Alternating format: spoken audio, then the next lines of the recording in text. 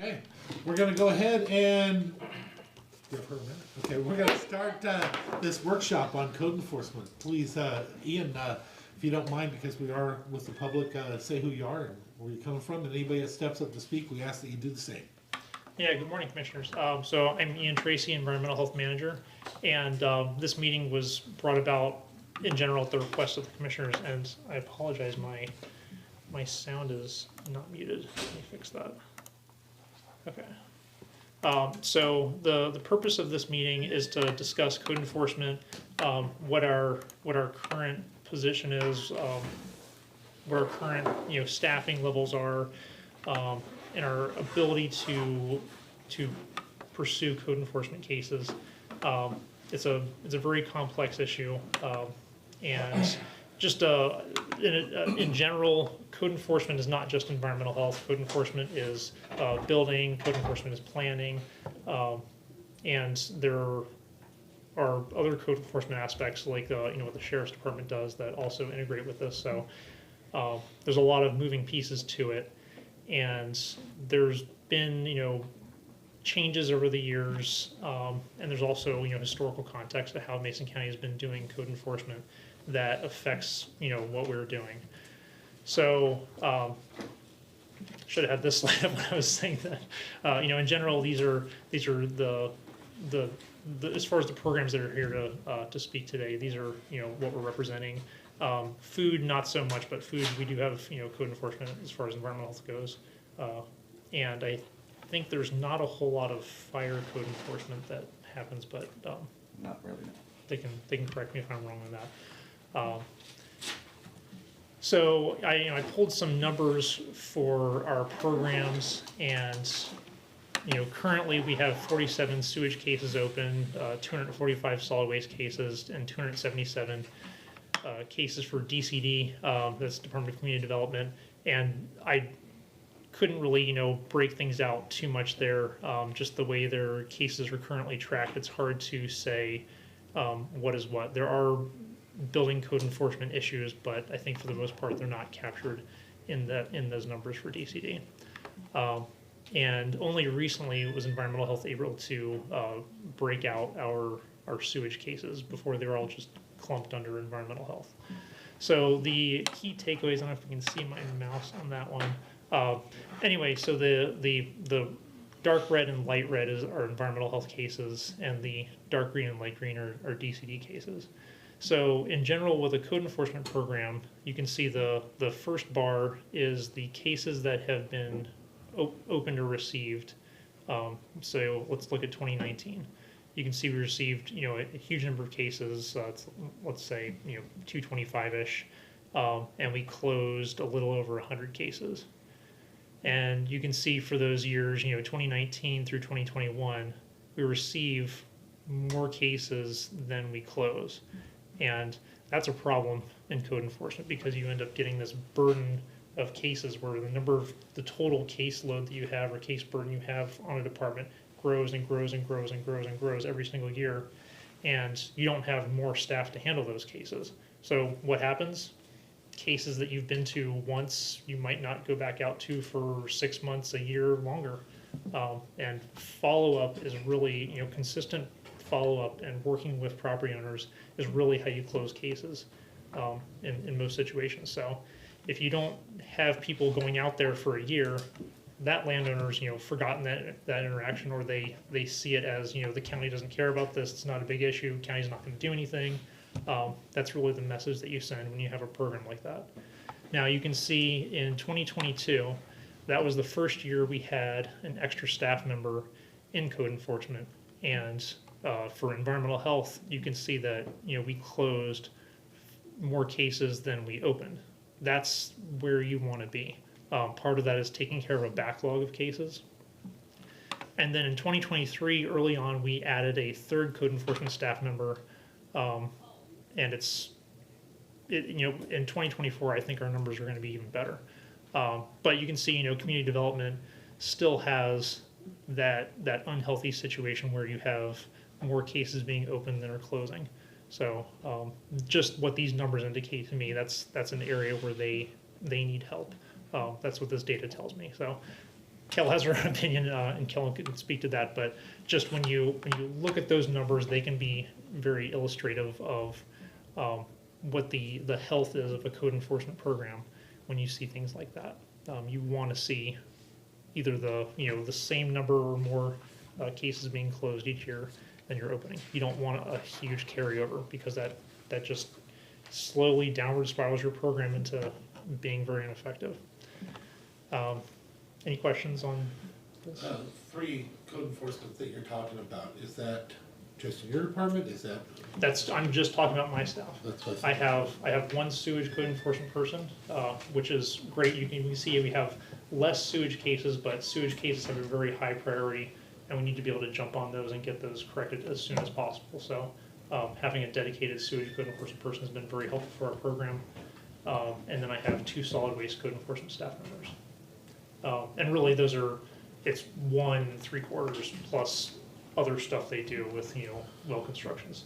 So when you go out, or your people go out, do they have cross issues at the same time? absolutely. Yeah, constantly. There's constantly things we coordinate on, whether it's, illegal structures or people living in RVs, land clearing issues. There's all kinds of things that we deal with. We coordinate with, DCD. We also do coordination with the Sheriff's Department for removal of vehicles and things like that. Other questions? All right. So there's really 3 pathways for code enforcement when we have tools to use to try to take action to get some corrections done. And I'm skipping over the part where we work with people. So for most of our cases, we're working with people. We say, hey, you've got this issue. You need to get this taken care of. What's a time frame that works for you? And if it's reasonable, we work with them with that. Or we typically go with 30 days for a lot of stuff. But when things don't go well and the person is not responsive, then we really have 3 pathways that we can take to move that case forward. One is something that we don't really use much in Mason County, which are administrative fines. And that's essentially a bill from the health officer saying, I'm fining you. You have to give us this money for the violation. I'm going to fine you every day. There are some jurisdictions that use that, and the ones that I've spoken to rack up $30,000, $40,000, $50,000 in fines. And it's one of those, they eventually comply, and they usually waive the fees after that. There's not other than the health officer trying to take the person to court for this RCW, it's not something that is been viewed as an effective tool in Mason County and hasn't historically been used in Mason County. Then there's the hearings examiner, and the hearings examiner is a quasi-judicial hearing, and we are contracted with the hearings examiner, and we have used this in the past. We've built up liens on properties because the hearing examiner can hear both sides and then make a judgment and then levy fines or fees for the property. And in general, we've levied those fees, and then we've put a lien on the property, but we've never done a foreclosure based on those fees. However, the code does provide that as an option to foreclose on a property based on those unpaid fees and collect them as you would property taxes. Then the third method that we're pursuing right now fairly heavily has not been used a lot in recent history, but was used farther back in Mason County's code enforcement history, are civil infractions. And we've been using that as our primary tool, and that's mostly because of my experience in previous jurisdictions. That was our main tool that we used, and it was very successful in those jurisdictions. Now, there are vast differences between those jurisdictions, and we do have some issues with infractions. Infractions do, at the end of the day, require a judicial aspect to that, and that case eventually going to court if someone doesn't comply, if someone's getting 5, 6, 7 infractions, and we're just issuing infractions and there's no response from them. The backstop is we would eventually have to take them to court, and that requires prosecutor support, and our prosecutor staff currently is not great. So from a resource standpoint, that one's tough to go all the way with. So I can't disagree, but I like how you finished that. Yeah. We've got a handful of those right now. Yeah, Yeah. we do. And then there's a final pathway, which is not something you can really easily do on an occupied property, but that is the abatement. So the county can choose to abate a nuisance or a violation on a property, and we could then recoup our costs by leaning the property and potentially foreclosing on the property to recoup those costs. So the difficulty with that one, of course, is if someone's living on the property, you can't just go in and take their stuff. There's a a significant process you have to go through for that. We probably need to get a warrant. There's a lot to that. Questions on that portion? Comments? I have a quick question for you. In the abatement side of things, I could see if a property was occupied by the owner and you had issues that you had to go and clean up. I think in other instances where we have, let's say we have unauthorized individuals on a piece of property and there is a environmental health impact associated with the activities that are taking place there, would abatement be the method to get those things cleaned up as quick as possible, or? So if you're thinking of a scenario kind of like by the railroad, Yes. The difference with that scenario is you have property owners, and we would need to engage with the property owners and say, hey, you need to clean this up. Okay. That would be the part of that process. And if the owner says, I can't do it, I have no financial ability to do it, it's such a huge burden, it's not possible, the county could say, okay, if we start a payment plan with you or something like that, we could come to some agreement to do an abatement potentially on that property. But that's tough because you're then asking them to take on in the future a financial burden that could be huge, and that they could, if we went the abatement path and tried to recoup through potentially foreclosure, they would then lose their property. Yeah. So what about have you ever heard of any type of grant programs or external funding to help counties address properties like this that have been, we have a brand new grant writer, so I'm kind of trying to think of opportunities for them to go out and research potential funding sources that would help us go on. Because it's through no fault of the property owner's own action, this may happen to them. And then once they realize it needs to be cleaned up, I'm wondering if there are grant opportunities, or have you ever heard of any of those? I don't know of any grant opportunities for these. Now, as far as the no fault issue, we've seen that come up many times where people say, it's not my fault. I didn't, I had no part of it. It's not my trash.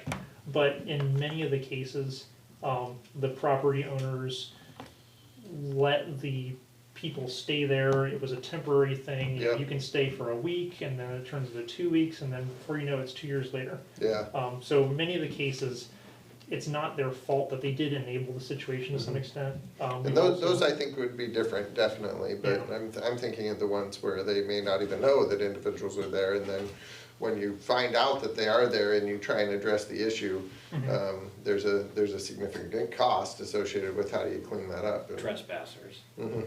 Yeah. So we used to have a line that had between 200,000 and 300,000 for abatement. Do we still have any of those funds there?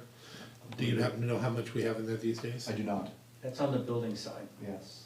Yeah, there's an abatement fund in the building side, And and can it's only be- around it's between 200,000 and 300,000. That's what I thought. But it can only be used for building side? Yeah, for certain things. Not in a case like this. Not For a solid- private property not owner who solid didn't waste. secure the property and then has, Yeah. issues to be cleaned up. Other questions? Nope. that's- We have had in the past, switching gears just a little bit, on the on-site septic end of things, there was money available for low-cost loans for people to get their systems, back up to snuff. Yep. So, Are they still in That's- existence? That's still available Craft? now. Is that craft, That yeah? program used to be like a tri-county agreement, now it's a statewide program, that's managed by Ecology. Yeah, it's And- morphed like 4 different times just since I've been here. Yeah, it's grown, it's grown and expanded, it's much better now, and just this past year, they actually added a grant aspect of it, which is really great. What's the name of them, just out of curiosity? Craft 3. It's still Craft, Yeah. okay. How often is that being utilized? Oh, constantly. Yeah. We have, I think we have, trying to remember the numbers, it's somewhere around 20 to 30 projects per year, I think, in the county that utilize Craft 3. That's great. What's the, is that accessed by the property owner applying for it, or? Yeah, What's kind of, what are some of the criteria? Yeah, whenever we have a property owner that has a septic issue, that's one of the first things we do is push them towards Craft 3 and some of those assistance programs.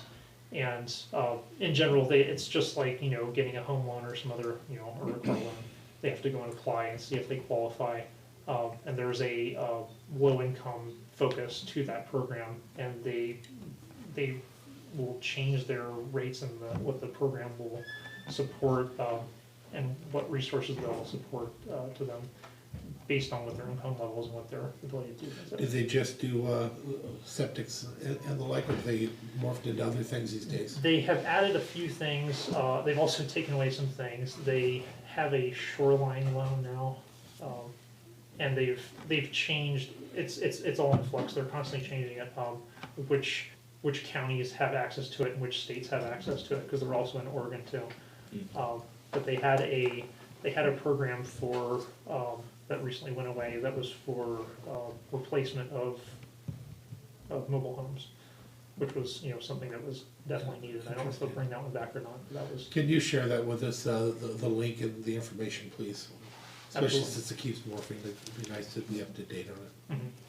Absolutely. Yeah, so I guess, the focus with the abatement program is we have to have money to clean these up, and recent cleanups that were done in Thurston County were, $200,000, $300,000. You talked about that last year or so, about reaching out and taking some of those other funds and putting them into an abatement program. Whatever came of that? It kind of hit a pause this summer with our DOH contract, so it's something we can look at. What we talked about is having some of the FPHS funds that were unspent, see if we could roll those over. I haven't gotten an official okey-dokey from DOH to set those funds aside into a fund that could be maintained. So it's something we're exploring. Let us know, because It that, doesn't exactly fit in the brackets. yeah, I remember you were close. Mhm. Sorry about that, it just hit me, because, Yeah, and that was something we had been discussing, the amount of money it takes to do a cleanup from our discussion with other jurisdictions is staggering. Yeah. We were hoping to be able to do, 2 to 3 cleanups a year with, setting aside $100,000. And it sounds like that's not gonna be, it's gonna be more like, a partial cleanup, so 1 cleanup a year, and that depends on the size of the property, of course. But, And those are voluntary abatement type of cases. yes, So camp abatements, I talked to my counterpart in Seattle, and she's spending an average of $3 million per camp on cleanups. I just got contacted, not regarding this, by somebody that does cleanups and stuff of properties. Do we have a master list or anything that we work within, like the MRSC? Do they have to be connected to that? Do we do any work with anybody local that can maybe bring that cost down? Yes. Yeah, we've actually received a list of individuals that work with the Department of Transportation on the cleanup, and so they, as you can imagine, there's, you never know what you're gonna run into when you go to a cleanup on site, and so these companies that are providing these services have the necessary trained staff and equipment that they need to go in and do those cleanups. But they are expensive. And that's another thing, back in the early 2000s to 2010, we had a lot of cases go to the hearings examiner, and you'd get $10,000 fine levied on individuals, and they'd have 30 days to abate it and clean it up, otherwise the lien gets put on their property. And then we have the ability after, just like property taxes, after 3 years of being unpaid, we can foreclose on that property, but what do we get with that? Someone probably doesn't buy it at auction because it's a big mess. and we inherit the problem, now we own that property. So, And back then, we didn't file the liens. that's right, we just, So we we just just released cleared a bunch 20 of of them, those, yeah. Yeah. I mean, it's an option out there, but Yeah. at the end of the day, do we want to be owning those problems? Yeah. Yeah, we do have a lot of liens out there from hearing examiner cases. There were a few that never got filed that we had recently cleared, but, we do have a lot out there still. What are we doing with them?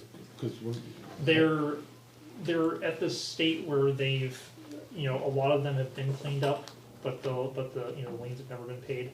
Occasionally, you know, 1 to 2 a year will pop up where it's, you know, it's for sale, and a title company will contact us to try to get those liens satisfied.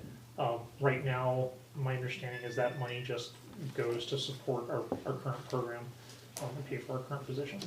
would be wise to put that money aside for abatement and stuff. Well, it's not like we have this abundance of money and we're just choosing to use that.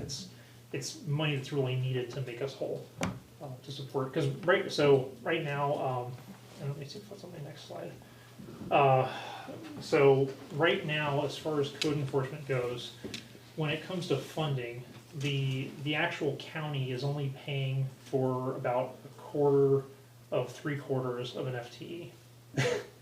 So 25%, and that's because we have a grant from Ecology to do solid waste work that pays for 3/4 of a person, as long as we have 25% matching funds.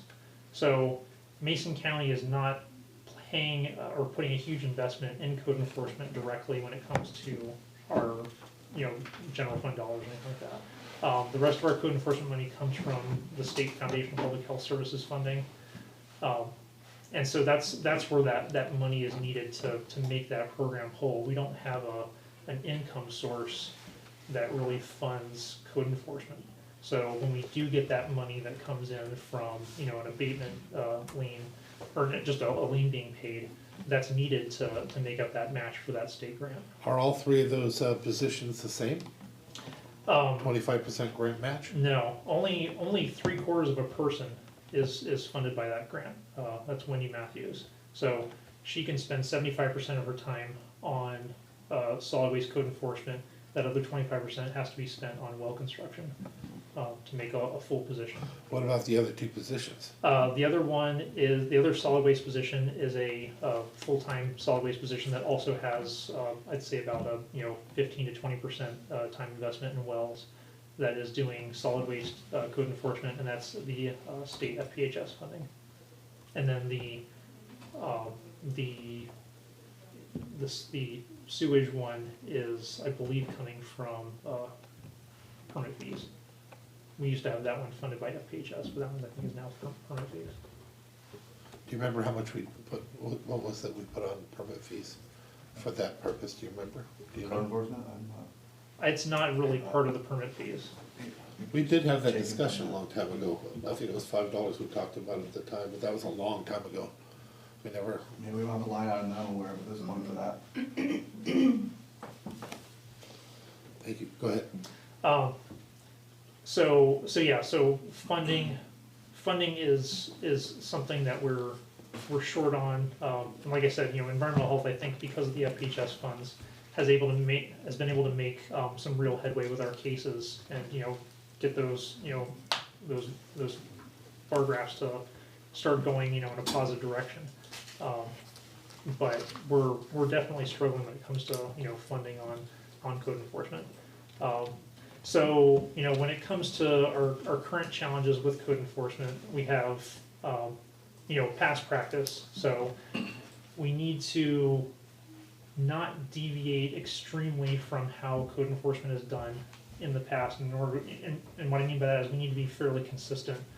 We don't want to engage in practices that would be considered discriminatory, whether it's, you know, for given geographic reasons, or, you know, people that are, we don't want to have our work focusing or targeting on people that are financially challenged. So we need to stay consistent.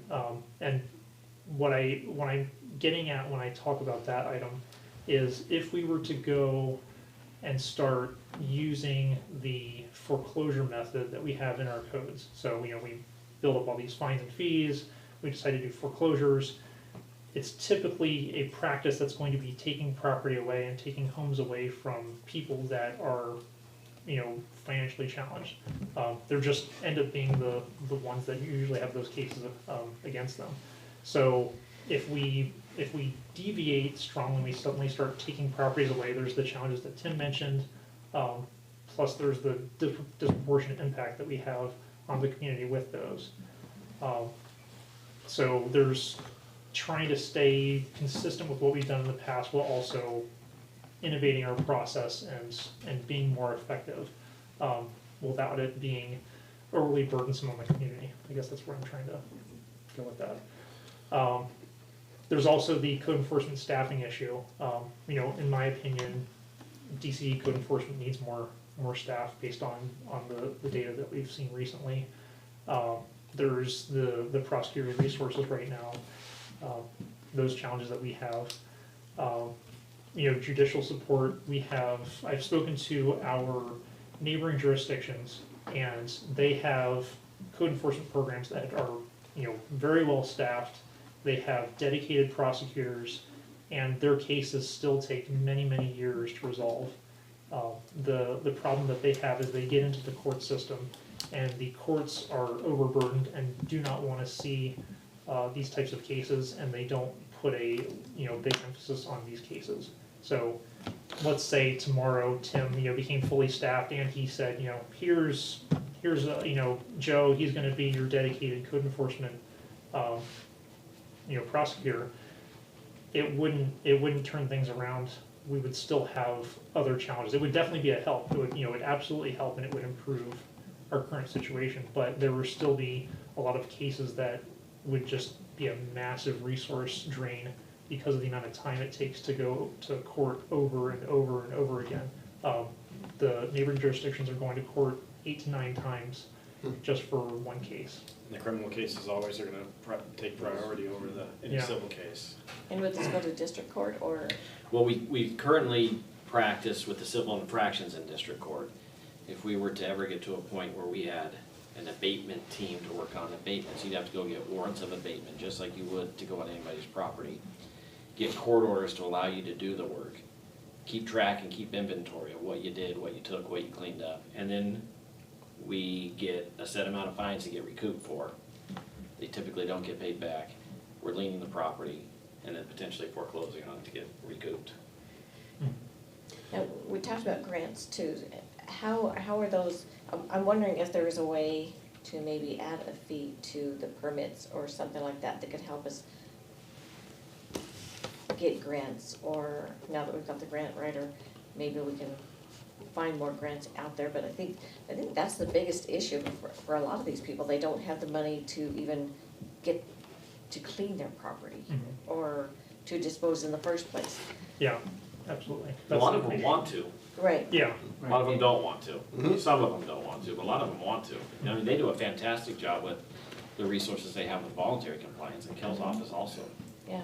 Dave? So we do have the vouchers, and those are typically reserved for folks that are in an enforcement situation.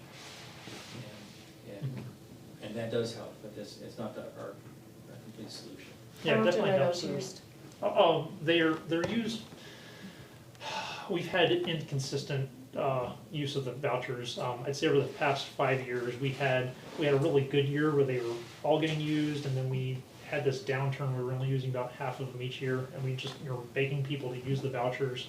A lot of them have transportation issues because the voucher pays for disposal when they get it to the transfer station, but a lot of them don't have the ability to get it there.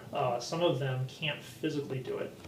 They're someone who's disabled, living in a trailer on a property with 40 years of trash that their parent accumulated before they took the property over, and they don't have the ability to do it. They have no money to clean it up. They can't hire someone to go and clean it up for them.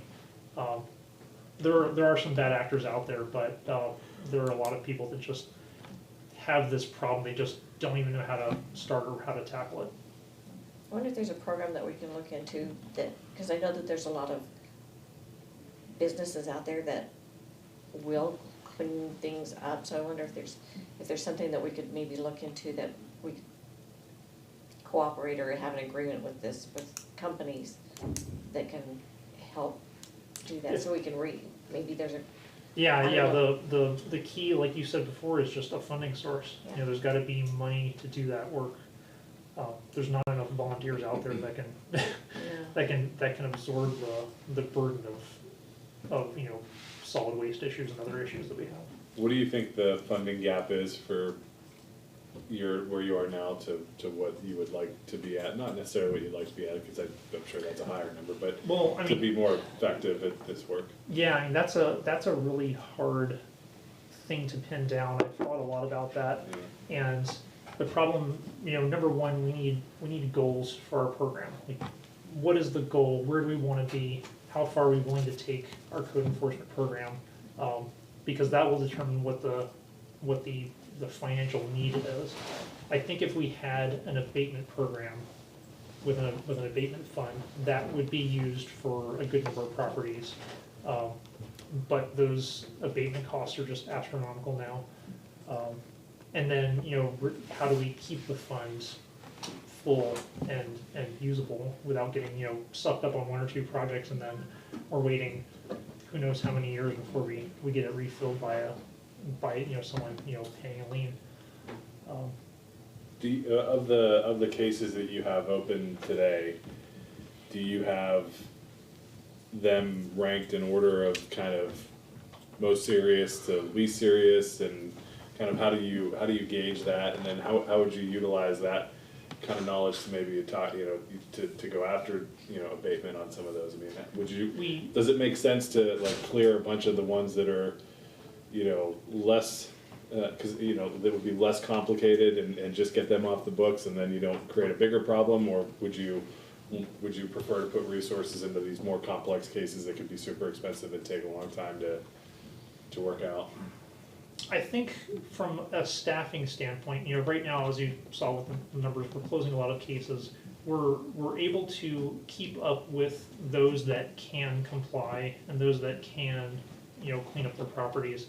It's really those supermassive issue properties that there's just, you know, no movement on. There's even, you know, negative movement as they come up with innovative ideas like advertising themselves as solid waste disposal sites. Yeah. We have, you know, things like that happening, you know, hey, give me $20 and you can dump whatever you want here and I'll burn or bury it. We have, you know, properties like that that just get worse and worse and worse. As far as your question about ranking goes, we don't have in the solid. We do have a ranking system for complaints, but it's all EH complaints overall. It's not solid waste specifically. Solid waste cases are, you know, the lowest priority case because they're usually the least of a public health threat when it comes to that. You know, sewage is the number one priority. There can be other complicating situations, but typically those are ecology issues where they're dumping, you know, something else like hazardous chemicals or hazardous waste, then will involve ecology or the EPA on those. But we do have some that are big issues like that, but the others are just, you know, it's hard to say that they rank, you know, really high because they're a large property with a huge amount of solid waste, but it's more of an outcry from the public when it comes to their ranking. You know, how many people are saying this is unacceptable. We need to get this cleaned up. This is, you know, insane. But we have some cases that have been going on for, you know, 20 years, 30 years now, that are still ongoing open cases. We have one that's, you know, in court currently right now that's related to that. So it's really hard to say. You know, I know that, I'm saying something you already know, but I gotta get it out there. You know, we wanna not change things, we wanna not go after people, we wanna not do a lot of these different things, but if we don't change something, nothing's gonna change. And with that being said, you know, some of these people like the solid waste advertisers that they're willing to do it, we should have taken their property a long time ago. It's not just helping somebody that is in trouble, that's not what we're talking about. So, you know, we need to do some pretty heavy things. There could be another program that we should maybe look at. if we created the seed funds for it from the general fund in order to do it, because if we add money onto the permits, that's still only gonna be a small amount that comes in. If we had $5, we'd have to start adding large numbers in order to have an impact. I don't really wanna do that personally. But a seed project where we have some money set aside, you bring out dumpsters and give them the opportunity to fill the dumpsters, but we still have to recoup those funds from them because we don't gift our funds to the public, the people's funds, so, I don't know, but we have to start foreclosing, at least on the hardest and the worst of them, in order to keep this from going on. Anything that's going 20, 30 years, if we just started foreclosure, 25 years ago, those ones at 30 would Yeah. have been gone. We could have done it 3 times by now. Yeah, just saying that for myself personally, I do know that we have to fund the ability for prosecutors to be able to handle it. We had talked one time about that before, about the possibility there may be funds available for that, and we had talked about a different level of attorney in order to handle all those type of things. But we as a commission need to look at doing something, because this, if we do nothing, nothing will change. So I'd like for you to look at what it takes And I to think close that's, this I mean, I out. think that's why I'm kinda curious as to,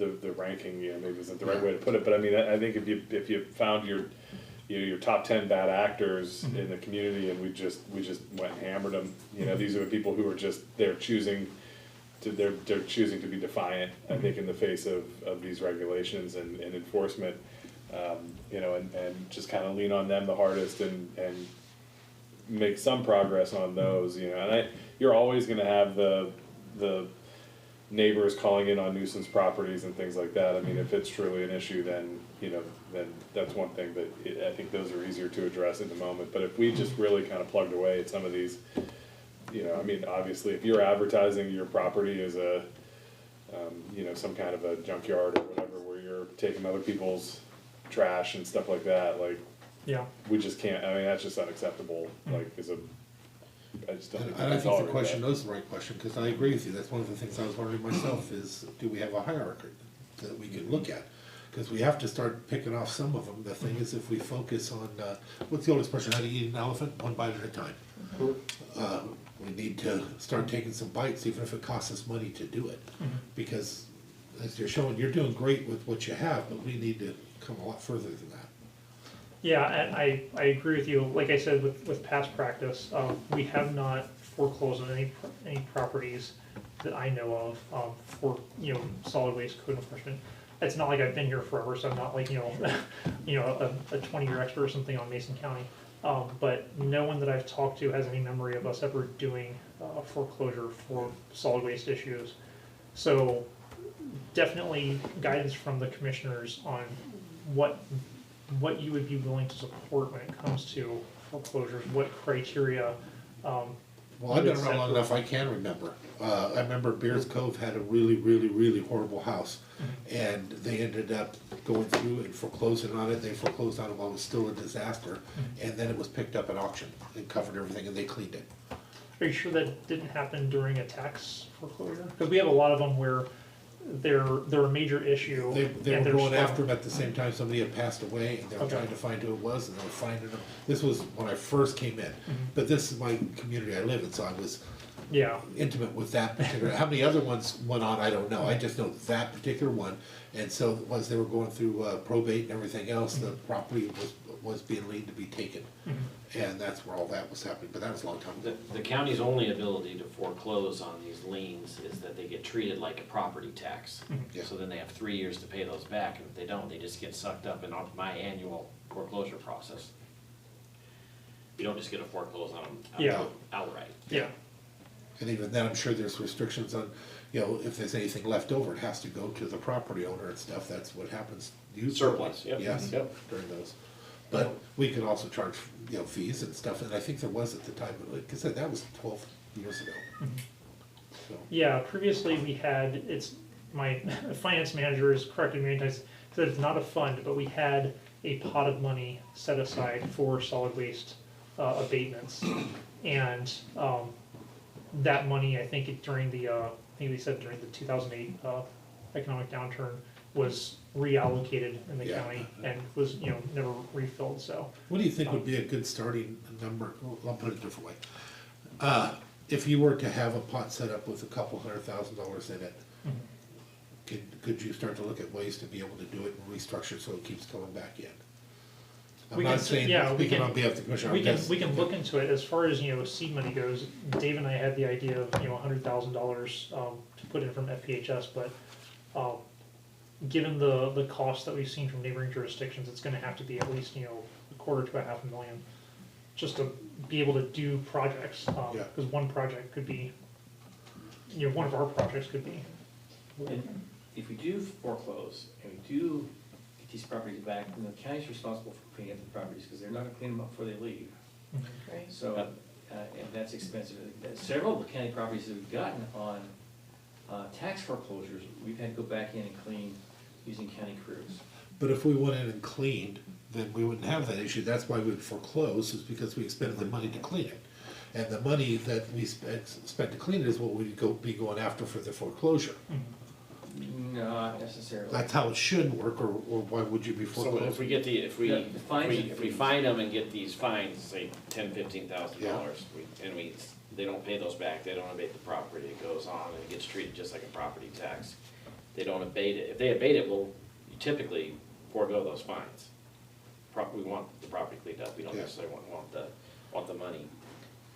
But if we're gonna foreclose on a property, it's because they haven't paid. If they haven't paid, they haven't cleaned up. So when we do foreclose, they're gonna have problems on there. Property's gonna be do- dirty, we're gonna have dirty dirt, whatever the issue is. Oh, plus if we do a $250,000 cleanup on a property, and then we assess that as a lien on the property, and then say 3 years later, they don't pay that, and it goes to tax sale, then we now have this property that has this $250,000 burden on it, and the property's only worth, $40,000, let's say. I think we're going to the extreme when we're talking about these, so that doesn't Well, make sense to me, the- because there's other ones that are out there that might be a $25,000 or $50,000 cleanup of just a straight cleanup. And that keeps it well within the property values. Remember, I'm a realtor. Yeah. I don't practice, but, I follow everything that happens in real estate. Yeah, I know, I'm thinking of the ones that, Commissioner Schutte was talking about, as far as like if you had a ranking or priority list of the ones that are the worst, and the biggest issues. I mean, we're talking about 10 acres of solid waste on some of these cases. Pure solid waste, and the majority of it is stuff that nobody's gonna pay you for. It's just things that are just completely destroyed, or, RVs in particular, they don't really want RVs because there's not a lot of recycling value without it, incurring a cost, but there's a lot of stuff on some of these properties, and then when you get into the hazardous waste issues, of, oh, look, they were dumping pesticide from their side pesticide business. There's that issue that you also have to deal with too. Then we also gotta wonder whether or not they have insurance on the properties and whether we can go after those insurances. Like, all I'm saying is there's a lot of different options, and we need to consider them. We can't just keep saying no because we don't wanna get into it all.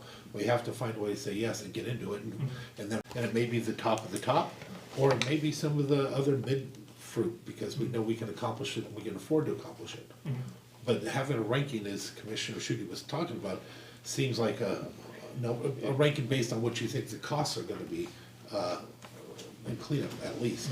Yeah, it'd be really good to just know, just kind of where these properties are, whose property, they are.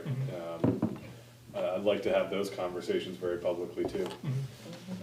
I don't know that if you're gonna treat your neighbors this way, that you deserve to have, a ton of privacy about what we're trying to accomplish here with our enforcement program. Well, we can definitely present you a map that shows you Yeah. where these code enforcement cases are located in the county. And we can also do, we can't do a whole lot, but we could do some parsing of, the real major solid waste accumulation issues that we have. And there's some other aspects to these too. So, on the planning side, we have some cases where they're running a business, and there's a question of whether the business is legitimate or not, and whether they can operate that business per the zoning of that property. So that affects that too. There's things that would be considered solid waste if it was a residential property, but if it's a business, then it could all just be part of the business. Well, We get a if lot they're advertising as a business, we could DOR and LNI also to go after them. We could, but I guess what I'm getting at is the resources on the planning side, for planning to take a case forward and say, no, you're not allowed to operate this business on here. There are a lot of other priorities that, that planning has. So there's an aspect to our cases that are dependent sometimes on, a building or planning issue, that it just, I guess the point I'm trying to make is it gets very complicated, on whether we want to move forward on a case or let those other issues get resolved. For instance, if we're gonna say you have to have a septic system, but building hasn't decided whether it's a property that, has a permitted or legitimate structure on there and whether they can even have the structure. We don't wanna force them to get a septic system for that structure if building's gonna say you have to demolish that structure, it's unpermitted. Sometimes they can permit it after the fact, sometimes they can't. Actually, it doesn't bother me. It doesn't, I think it's two separate things, and we have to stop finding ways to stop it. We need to get through to it, and because you're here today, means that this commission is looking at different options. Maybe it's funding, maybe it's something else, but that's why you're here. So this is maybe the time where that all does change. Whatever that issue that's needed between the two of you, if it's funding or something to make it happen, this may be the time when that happens. Can you please, in the near future here, send me a list of the different liens, if possible? I'd love to have it countered with what the assessed values are on those properties, from both sides, both departments. And maybe we start to look at some of that stuff. And sometimes you're better off losing a little bit today in order to gain a lot more tomorrow, and something we should talk about as a commission on how to handle those things. And sometimes using the public is not a bad thing either. Shame sometimes goes a long way. I don't know why I'm the only one afraid of that, but it makes sense. The building department and the planning department doesn't issue fines. So the lien process would be difficult, I think, on that end of things for at least those two elements. I've talked with a lot of local jurisdictions, ones, comparable counties and so on, of how they, excuse me, deal with enforcement. It seems like they approach it more in a team aspect in regards to, we don't separate it into three different categories. Yeah. We have a code enforcement element that goes after it, from top to bottom to address all those things. I think that it may be a better way to pool our resources. Yes. I don't know why we're kind of an outlier in that, so all the ones I talked to, once again, approach it that way. I think that's a good way to pool resources. It kind of, everyone's working as a team in a sense, rather than go talk to this department or that department, where things get lost in transition. Along with sometimes the people that are complaining seem they're getting the runaround.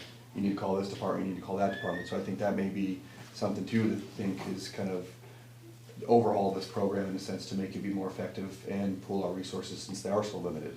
I agree with you. That's why I asked that original question about who's representing who on that. It only makes sense to me, especially if you got cross issues, that it's the same sheriff, if we're gonna call it that, that's going on the property and issuing and maybe we need to change some of the codes and to bring about those fines. Yeah, and my understanding with the fines, and maybe you can correct me if I'm wrong, is in order for us to issue those, we have to be some sort of limited commission or something like that? No, Is you that? don't. No? Okay. You can do it. You're exactly the same as my staff. Okay. You have authority under Title 15. Okay. So you could issue infractions, you could issue fines. But there has to be an infraction or a code that says it in order for you to do it. So Well, I think there's a combination of I the think two. they could do it. I think it's just, again, it's one of those things I was mentioning before where it's past practice. Past practice has not been to do this. But we have Title 15 that basically says anything in all these other titles can use this enforcement pathway. We've built it into our code, but past practice has not been foreclosed. Past practice has not been for the building and planning department to issue infractions. Most of the time they've gone to the hearing examiner, is my understanding. That's been the enforcement pathway they've chosen. Yeah, I think it'd be great to have all of you get together and to kind of just come up with what would this look like if we, pilot something here and, if with additional collaboration, look at staffing, look at, kind of that process that you would need to go through in order to take a little bit more action. What does the funding look like? Just kind of maybe design a program that you think is the most efficient and effective for what we need to accomplish here. Well, some jurisdictions have a system like we have, and other jurisdictions have a system where they have a code enforcement department. And the code enforcement department is, kind of what Josh was talking about, where they have, the code enforcement department has code enforcement officers, and then the subject matter experts go to the code enforcement department and say, we have this issue, and then they will take a case forward and they will do that. They're specialists in code enforcement. We don't do that just because of our staff currently are generalists that do a lot of different things.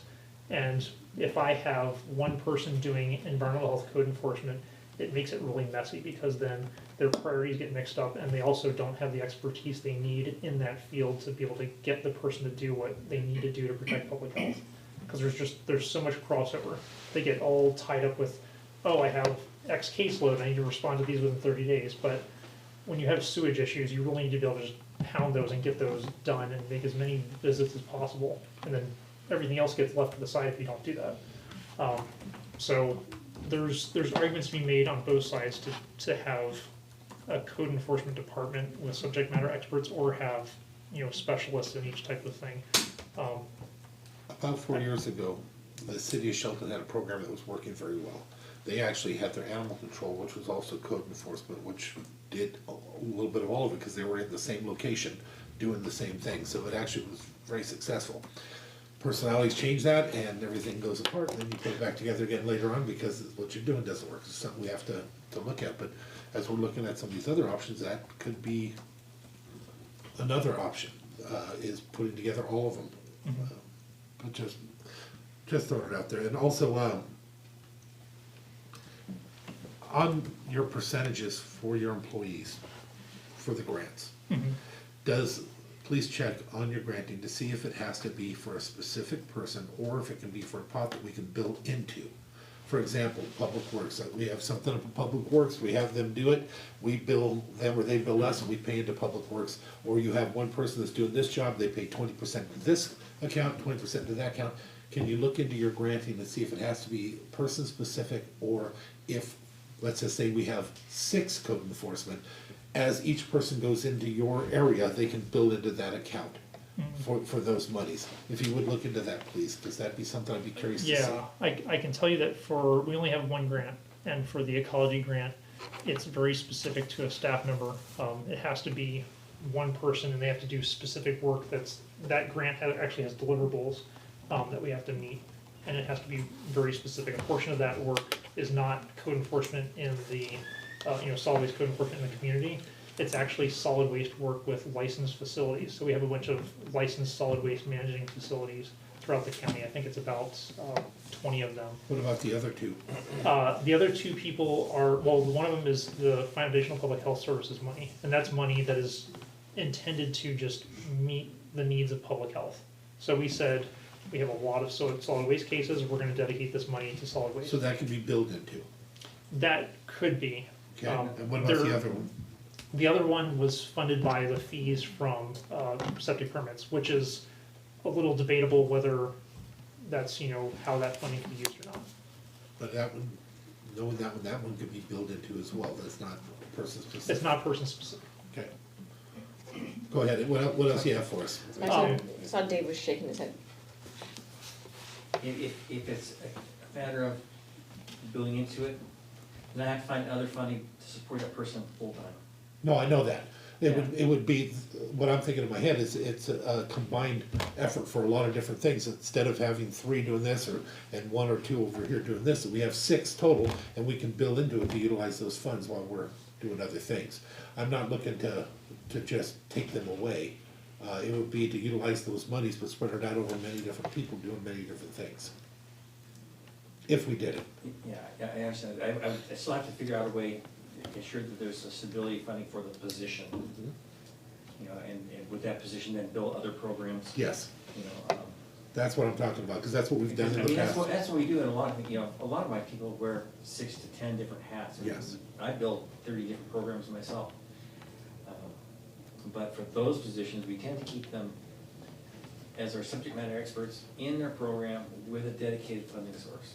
And that's how we do it now. What I'm talking about is opportunities and possibilities of looking at other things. That's all.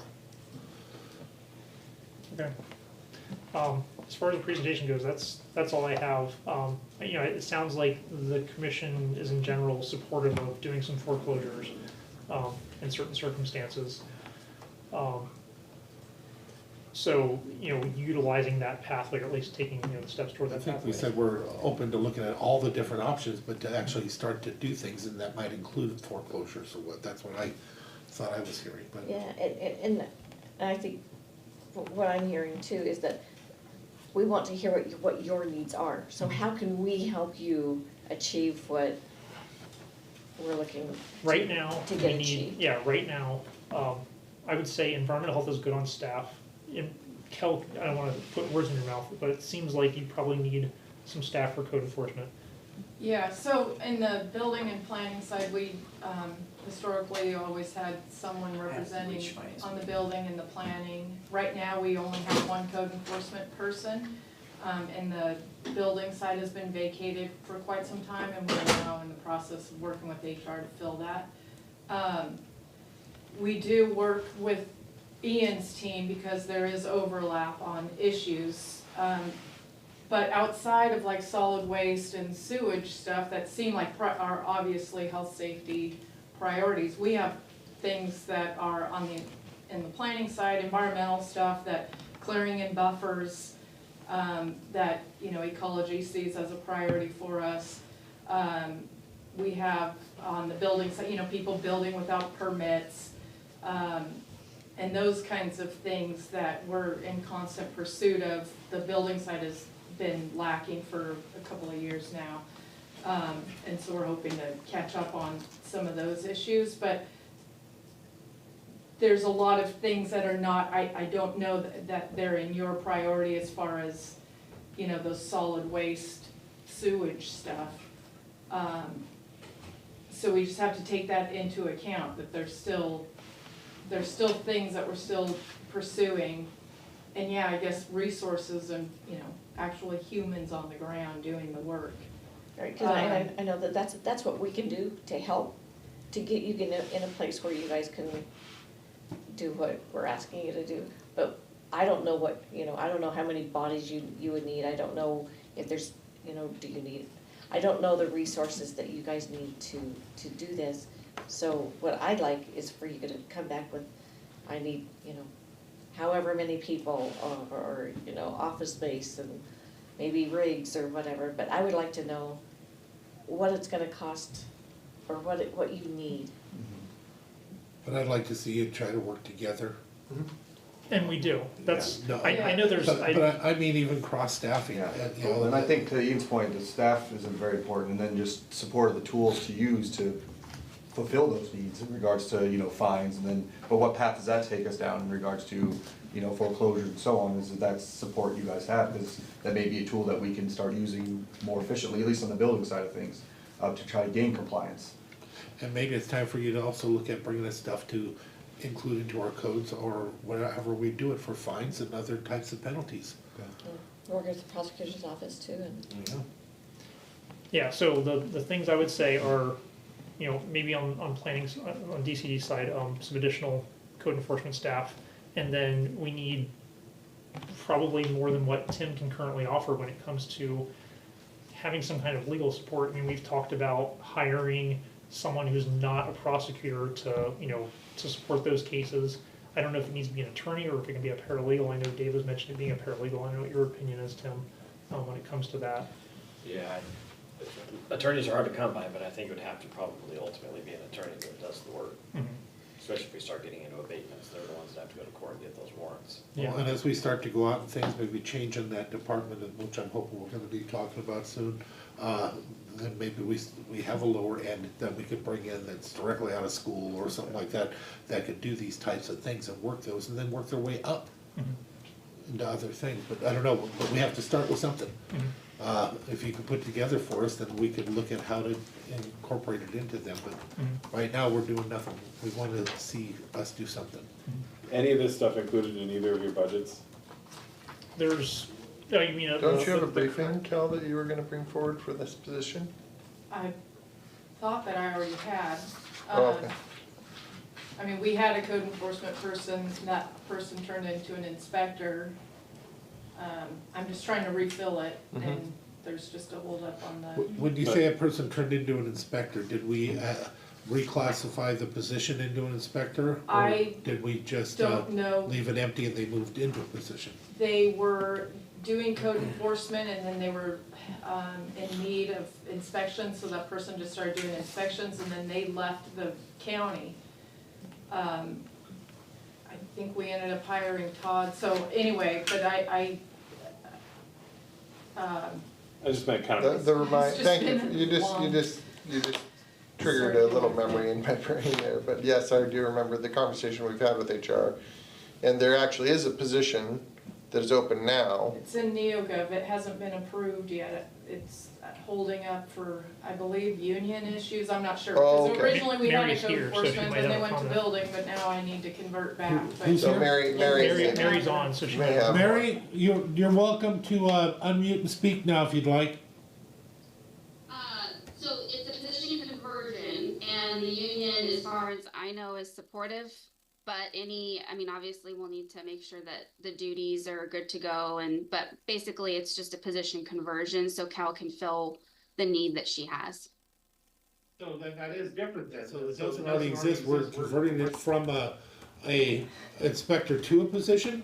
I mean, it was a code enforcement Uh-huh. that got converted, I don't think through HR or the union, it just happenstance did, that was pre-me, so I don't know Gotcha. details. I'm trying to convert it back to get. Yeah, code it's just a enforcement, so, reconversion. The position exists. We're just gonna switch it over. yeah. Much Okay, so easier. with that, then you lose an inspector then? No, it's been an open position, it's a long story, but But we you- have it but- budgeted. But you lose a budgeted inspector position by changing it from an inspector position to a code enforcement. Is that what I'm hearing, Mary?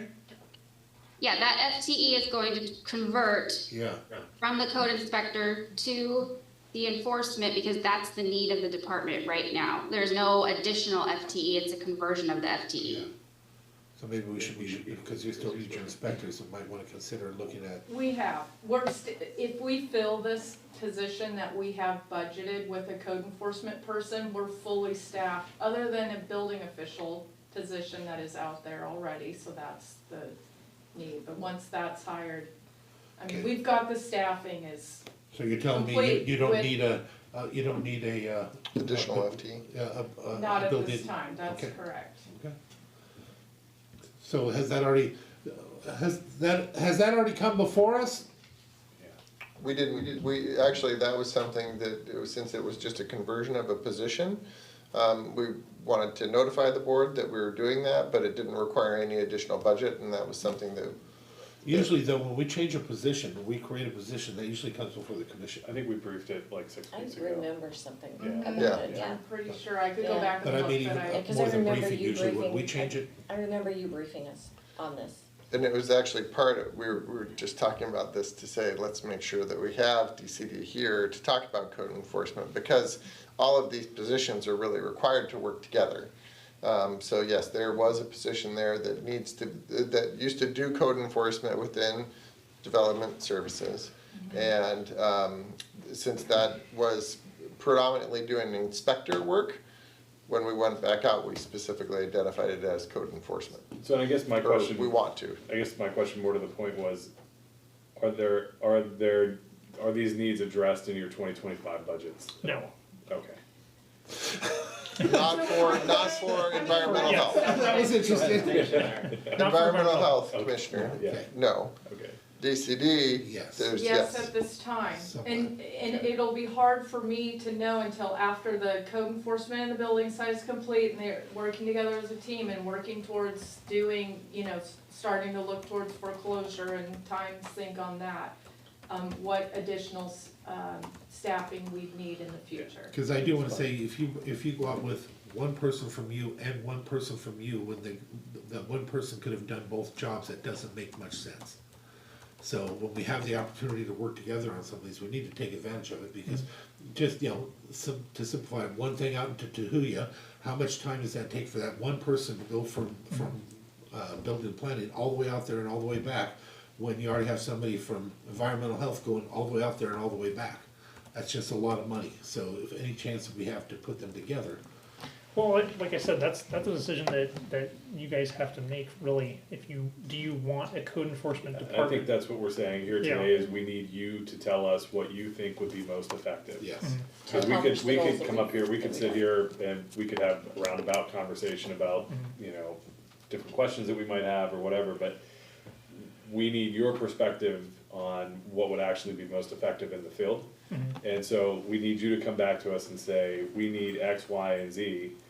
And then maybe we're like, okay, we can do all that, or we're like, maybe we can only do X and Y. Mm-hmm. You know what I mean? So like, we need you to kind of like tell us what it is you need to be effective. Otherwise, I mean, this is a fun exercise, like we can, you know, But within the parameters of what we're Well, asking you, because well, we're asking you to yeah. look at that. Yeah, no, Make no mistake. so on environmental health side, we are good on staff. Just from the code enforcement standpoint. Yeah, I know, but I don't think you understood. No, I'm gonna clarify. So what I'm saying is, we have the staffing to keep up on our cases. It's the final step to actually get certain problem properties cleaned up that we don't have a complete piece on. And that's what takes if it's an abatement, the $250,000 to clean up, or takes, court support, going to court and taking people to court and holding them accountable to actually get them to be responsible with their properties. Ian, what I'm saying though is there's more to it than that, there is that. I'm not taking anything away, but there may be another piece that you need to be looking at in order to make it all work for all of us and for the county, which may be an expansion of what you're specifically doing into what they're doing, or expansion from what they're doing into what you're doing. It's not necessarily separate completely. Yeah. That's what we're saying. I get that, and my comment or my response to that is, if you look at examples of other counties, they're doing it both ways, and it's not clear to me what is a better way to do it. Because we're getting different things when we get that. When I have a dedicated sewage code enforcement officer, she is able to stay on top of those sewage issues and get them shut down and prevent closures of shellfish beds. The more you try to get someone to be a generalist, the less good they are at everything they do. So there's trade-offs. Like you said, there's savings if you have one person that's going to Tuya. There's definitely a cost savings there. But there can be downsides when it comes to the actual results that you get out the other end. Well, a lot of that can be handled through a handoff. I understand what you're saying. What I'm telling you is there's opportunities for, you have specialists and they go out as a generalist and they handle what they can, and then because it's a bigger issue, it goes to a specialist. But it's not necessarily one that stops moving forward. It's just different options that we have to look at. The commissioner was gonna speak first and then Mark, go ahead. Yeah, I think what I'd like is what do you guys need? So if you guys can talk and come up with a good plan, come and bring that to us, because you guys are my SMEs. Yeah. You're the subject matter experts. I don't know what you need unless you come and ask me or tell me. I don't know what I don't know. Yeah, And and a lot I don't know, and we can so- get some more details for you. The Okay. only thing I can say right now, like with our current staffing and programs, we need abatement funds, and we need, support some kind of legal support to take cases forward. That's what we need right now, and I can develop, numbers on what that would look like. Mark is, wait, let me get Mark first. Tim wants to speak, so you want to take it now, Mark, or? Oh, no, yours is Okay, way go more ahead, Tim. important than mine. So years I'm ago, wrapping it up. prior to the 08-09 problem, there was a dedicated land use attorney that was funded by DCD. I Yeah. think at least 50 or 75% of it, but the financial crisis happened and instead it just went away. That job went away, got absorbed. I mean, we still do the land use stuff, we don't turn it away when it comes, we're in court all the time with the land use stuff. Maybe that's another idea. Again, getting lawyers is a problem, Yeah. getting bodies is a problem, but maybe that's part of this team and part of that function is That's why funding a portion of that's an built that attorney. way. Yeah.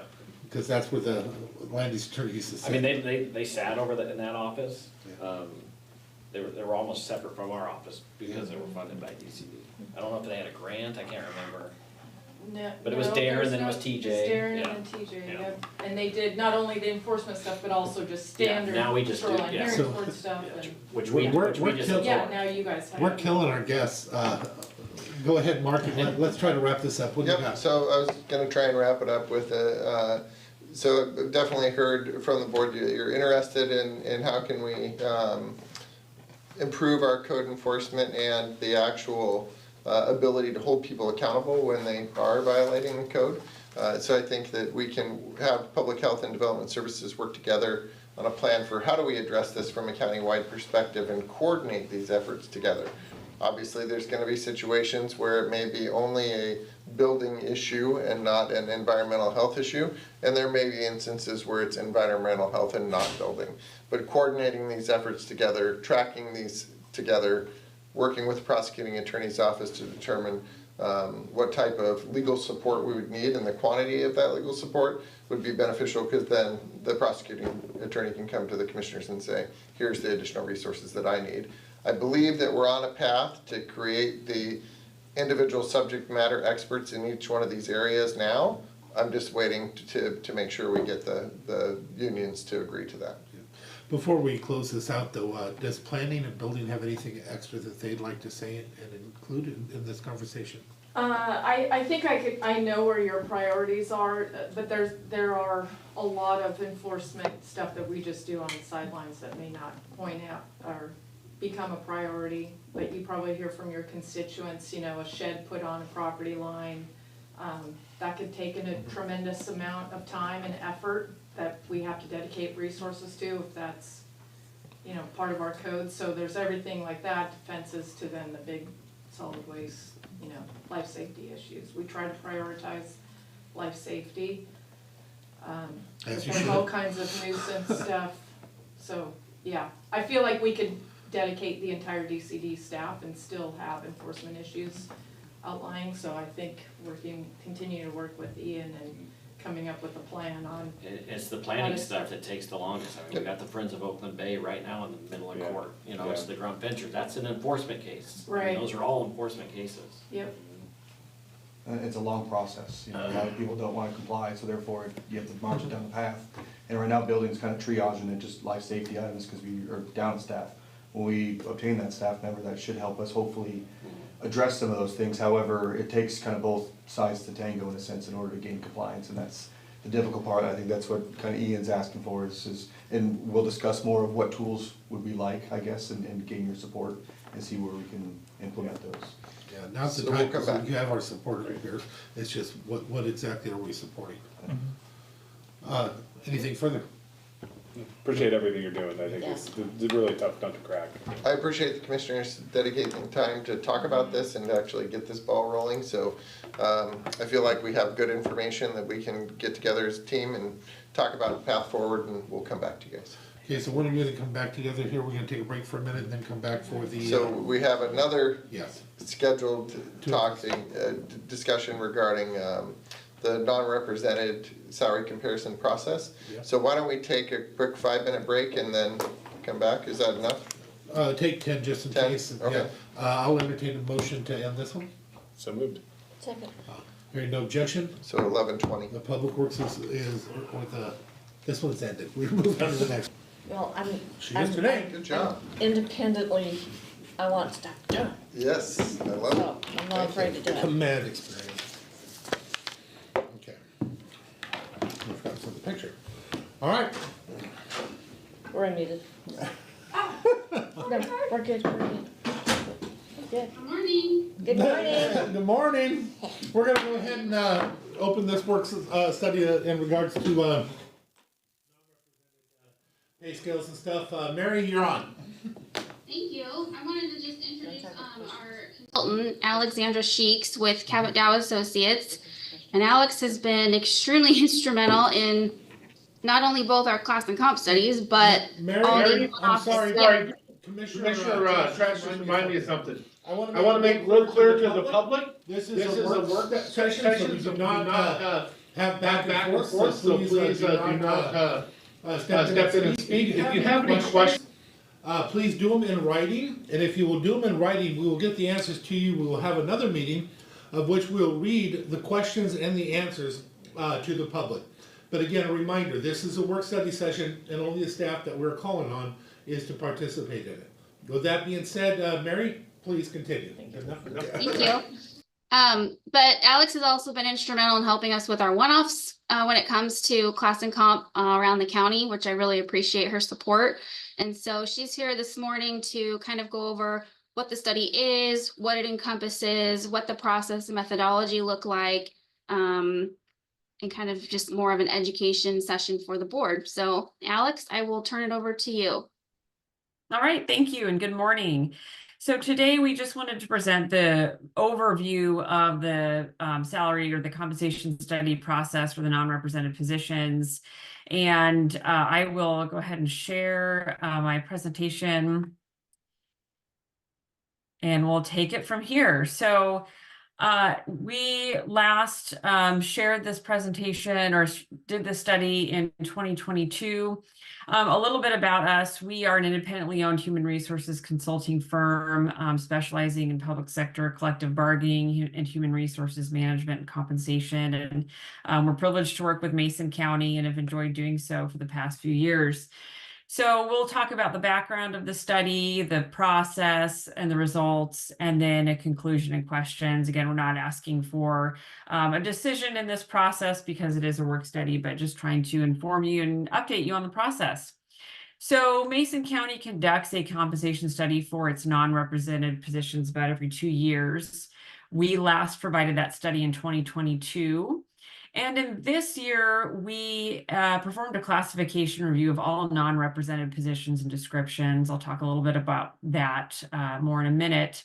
But then we conducted the compensation study over the last few months, and we're here to talk about some preliminary findings, and then eventually we'll be moving on into recommendations as we move forward in the budget process.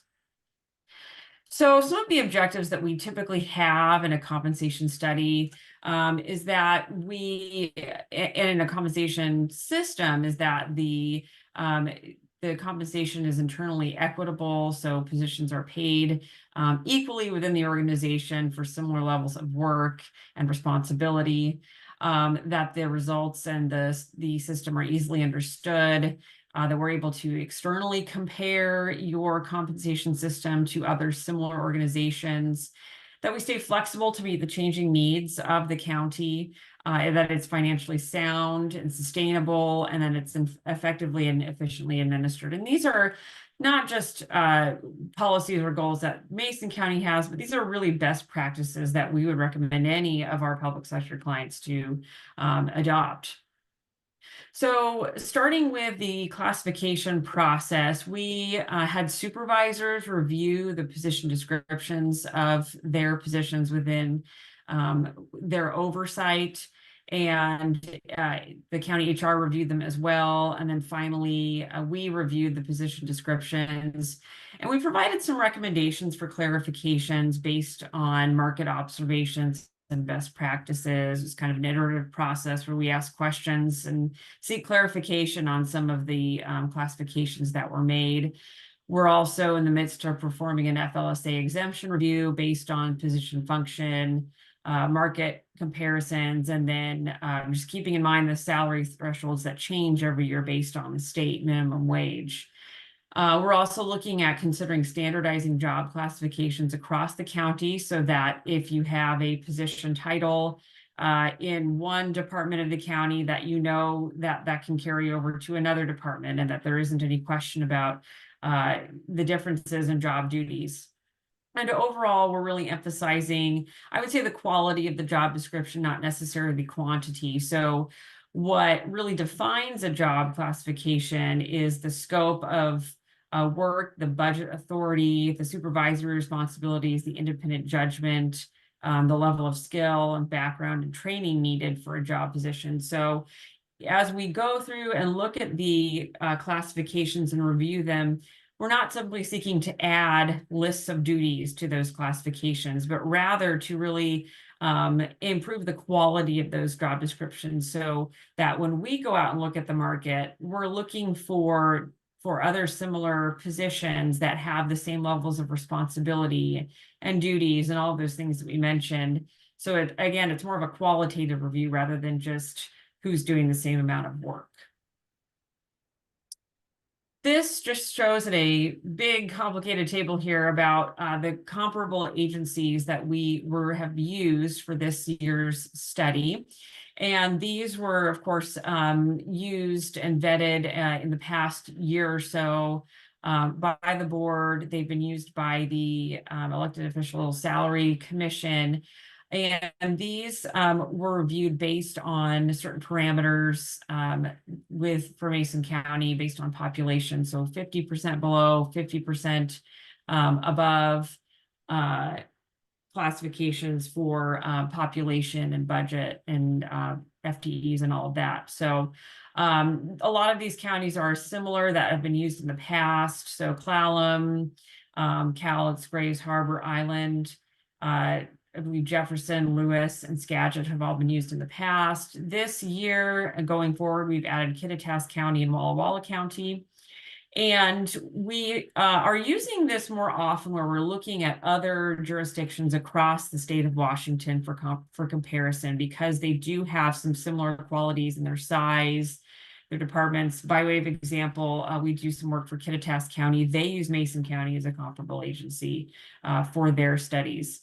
And we account for some of the differences in cost of living because we acknowledge that in Western Washington, it's a much higher cost of living than in Eastern Washington. So we account for that using what we call RPPs, or regional price parity figures.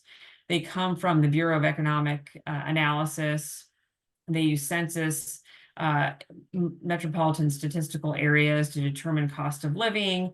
And then we're able to arrive at some adjustments that can be made between different areas to account for cost of living. So when we take a salary from a more expensive area, say Skagit County, for example, we can adjust those to make them more comparable to Mason County. Or if we're looking at an area that has a lower cost of living, like some places in Eastern Washington, then we can again make those adjustments for that. So that's how we're able to match those appropriately. So when we look at the process, we compared positions based on 70% of the job description match, understanding that no county is alike. And believe me, I've seen so many different job descriptions that can often be difficult to match. But we do look for about 70% of the description content. We use job descriptions. We rely heavily on organization charts and consider the span of control when looking at how appropriately a position is matched. And we try not to force matches. So if we find a match in a county that could kind of make sense, but it just doesn't feel right, then we're not going to try and make that fit. And we look for at least 4 matches for data validity. So one of the benefits of adding a couple of those counties that we did this year was that it provided for more matches. And so you'll see that in the next slide that we actually were able to match a lot of the positions this year, which is really helpful. So we surveyed 63 positions, and we were looking for in the results in the comparisons for a range of 5% over or under the market median would be acceptable. So we kind of flagged those positions that were outside of that range, either more than 5% above or more than 5% below the median, to say, hey, maybe we need to look at this classification a little more, or think about how we might adjust it to be more comparable with the market. So of all of those 63 positions, we found that 26 positions were within 5% of the market median.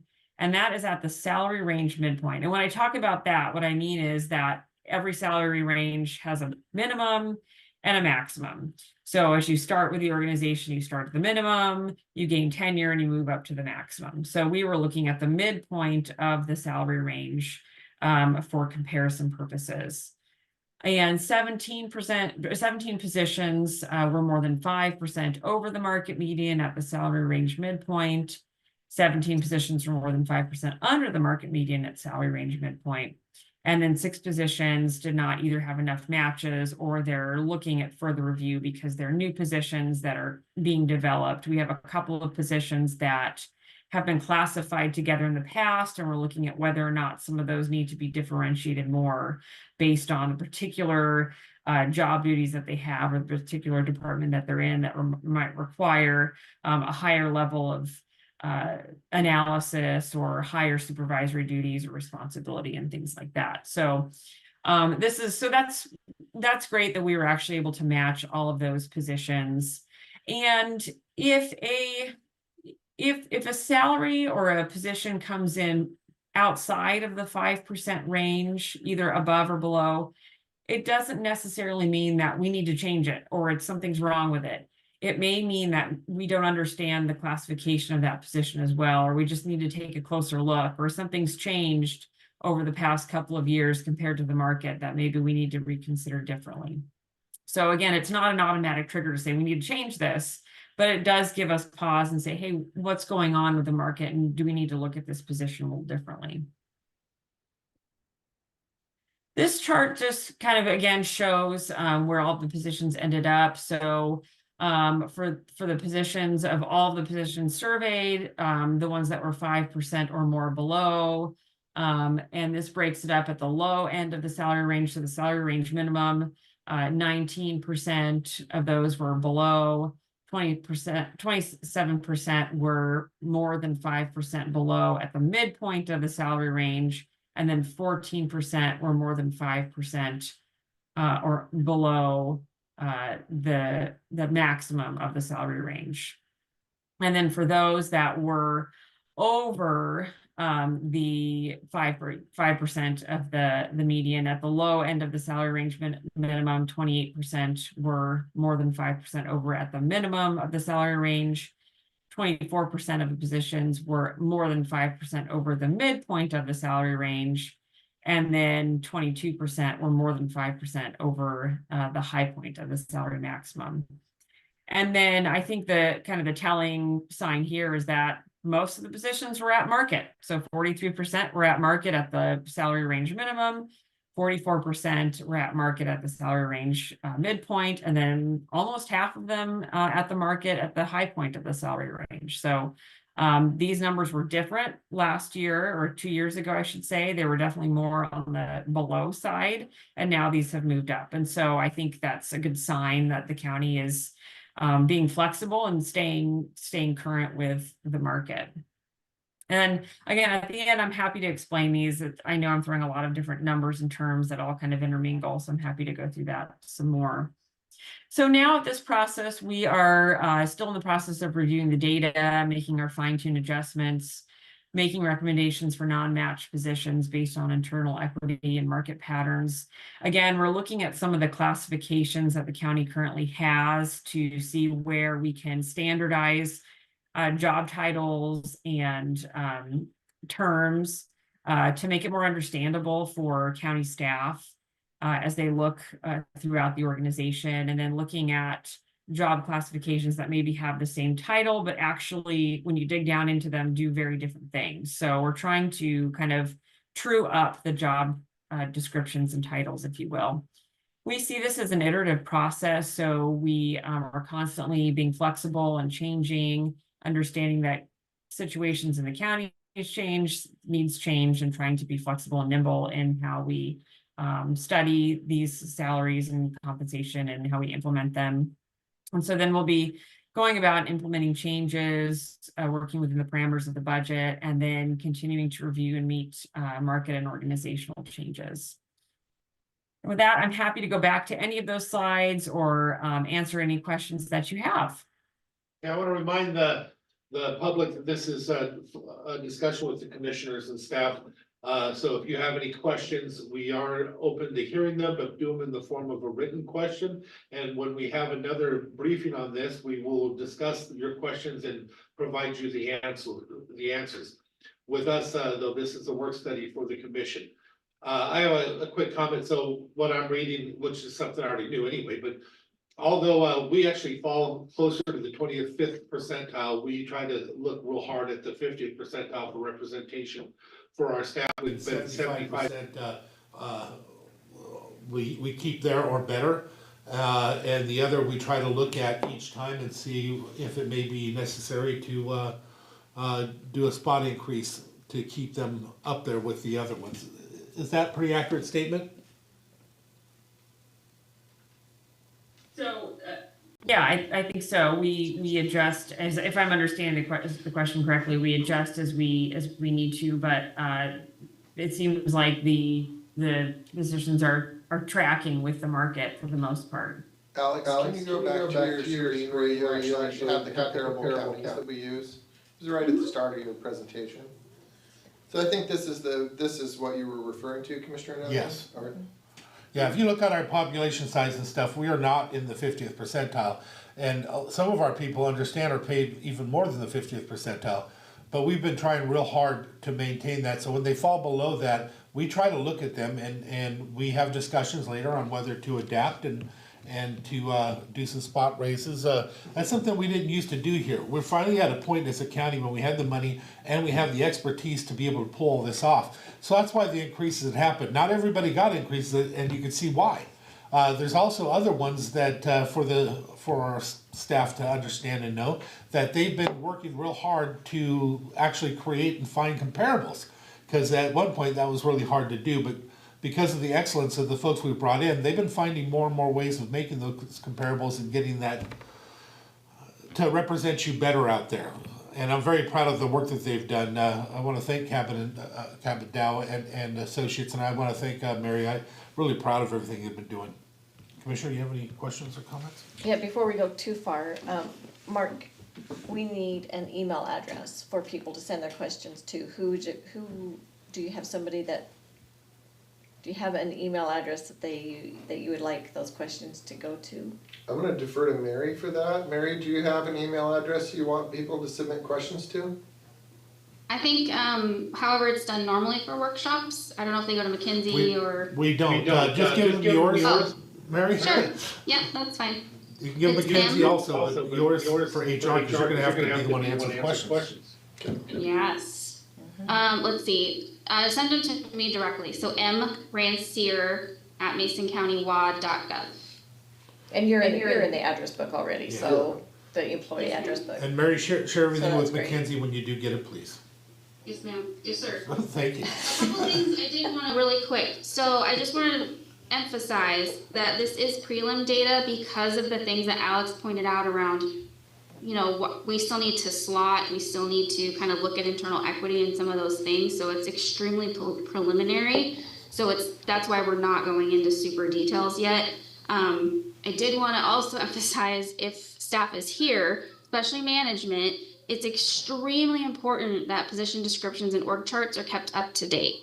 And this is why, because they're specifically looked at as ways to compare positions, like Alex was stating. So that's why I am so annoying when it comes to position descriptions and org charts and keeping those updated. Also, I did want to mention to the board that while in the past, what we've considered at market or within market as that plus or minus 5%, obviously it's the board's prerogative to change that direction or what is considered market based on, you know, budget or things like that. And so that's just the direction that was given in the last study. So I wanted to make sure that if people understand, market can change depending on what the board directs. Right, I think it's important for need. You know, if certain jobs are harder to fill, we also want to make sure that those jobs are kind of highlighted so that we can fill those essential, well, every position is essential, but those needs also. Also, I think you're also looking at compression too, right? Yes. Yeah, and any of our discussions and our decision points, we take all that into account as the Commissioner was expressing.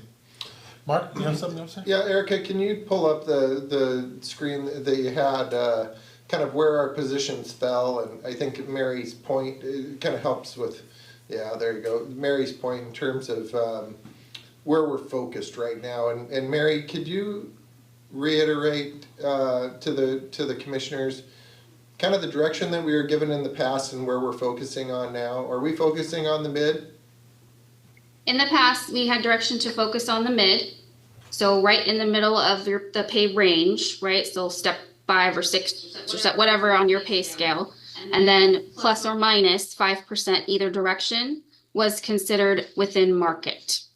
So yeah, there was a 10% spot there where there was a cushion to be within market. And that's really good because it hedges for if we need to make adjustments for compression, internal equity, you know, obviously as we negotiate all those pieces. And so that's what the commissioners had given direction last time.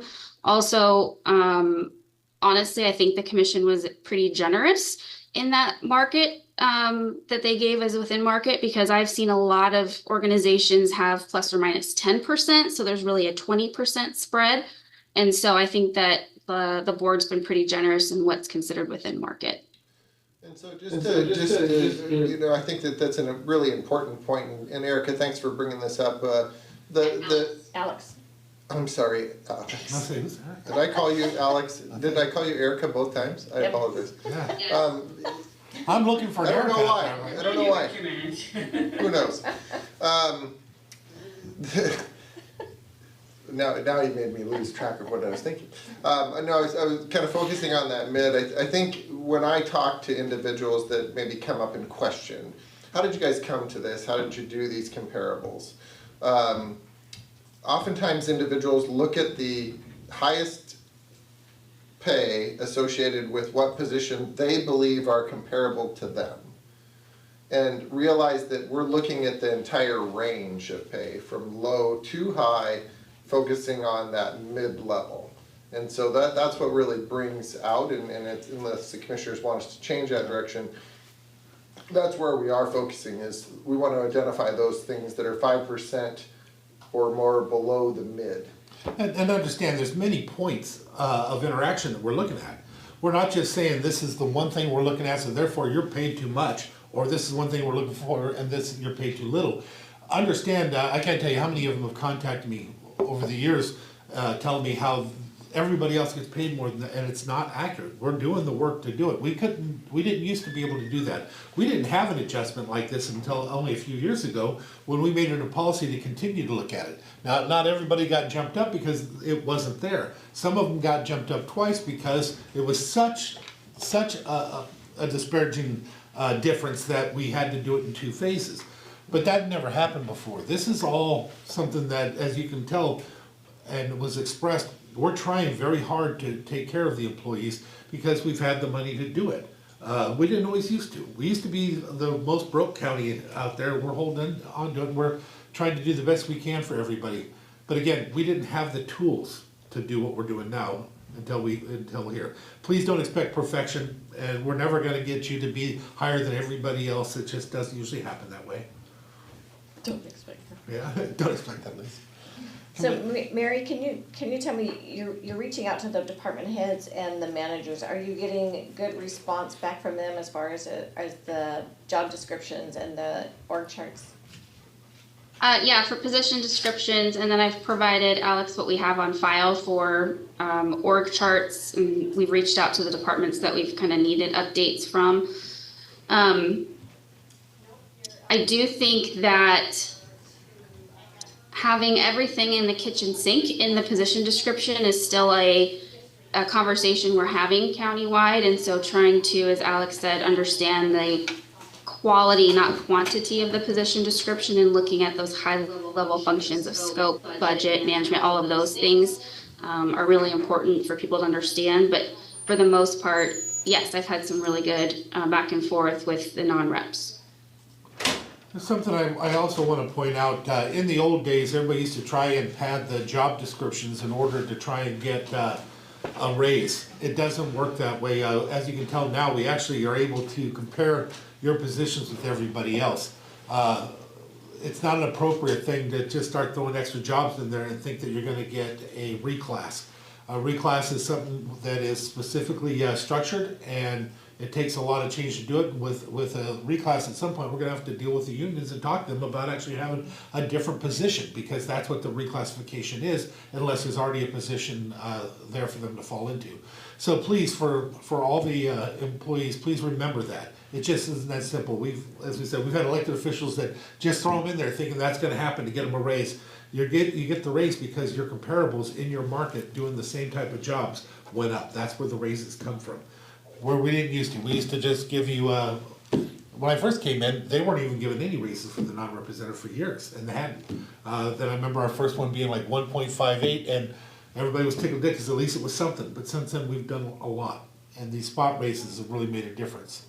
So just know you're not being left out there, and if you think that you're being overlooked, eventually you're gonna see there's no way we can. We're looking at everybody, unless we don't have a job description. And as Alex explained it, you know, when she's looking for comparables, she's trying to match at least 70% of the duties to consider it to be a comparable.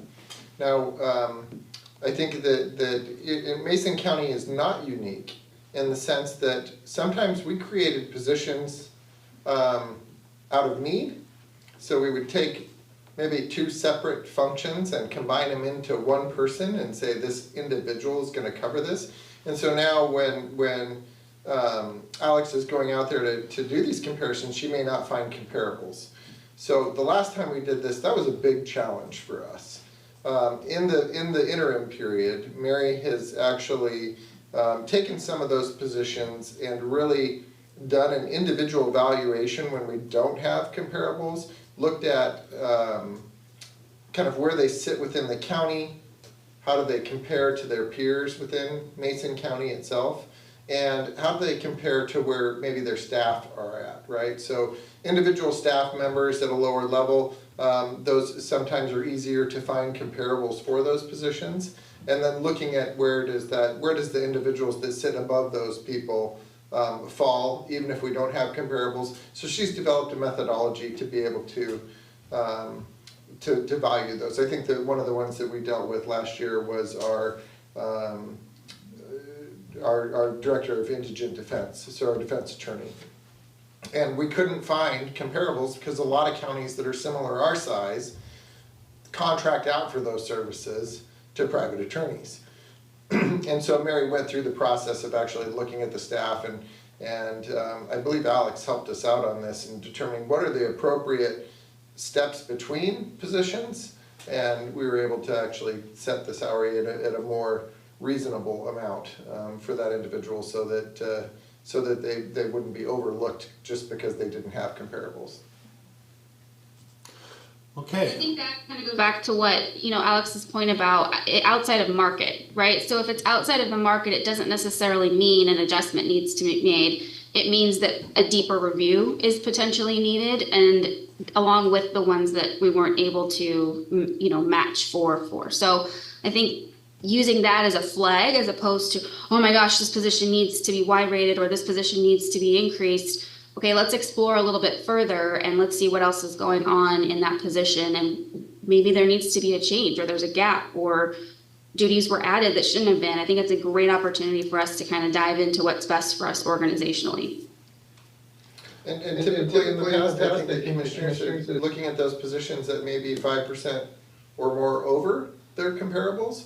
That we haven't, I don't believe that we have reduced the pay associated with anyone. No. So I think individuals that maybe fall into this category, what we've typically done in the past is just kind of held those positions at that level until their comparables catch up. Now, I've had some of them contact me upset because they didn't get the big raises, but again, there was a reason why. Yep.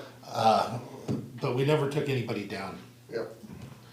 So, Mary, do you have anything else that you'd like to present to us? Or maybe Erica, if you would like.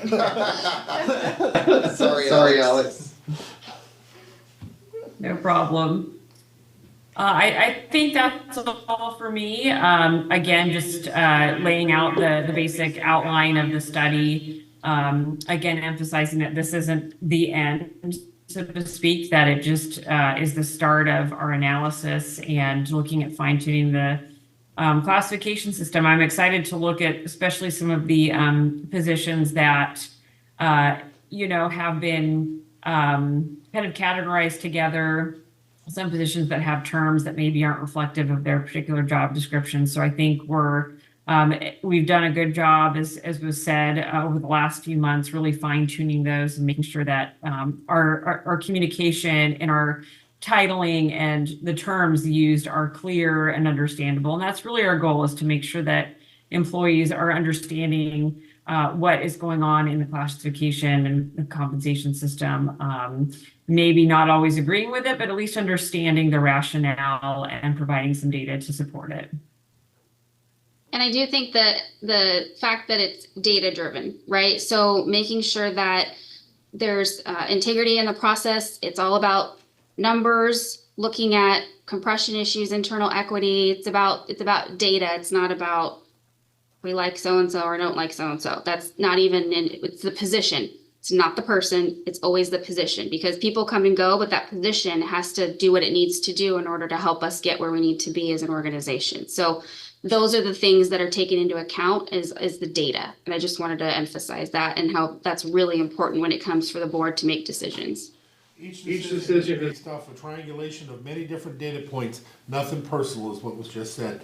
So please remember that, because I know there's a few that think that it was, but it isn't personal. It literally is triangulating off of the different data points and doing the best that we can. And sometimes there may be one in one department that's paid differently than a different department, but it's based on the data. It's not anything personal. And again, each one gets re-looked at. All right, anything further? So, Go ahead. the email, Mary, if we could, maybe to make it easier for you, so you're not getting a bunch of different subject lined emails, if they could just put in there that this is regarding the salary study or workshop, something like that, what would you prefer them to put in the subject line?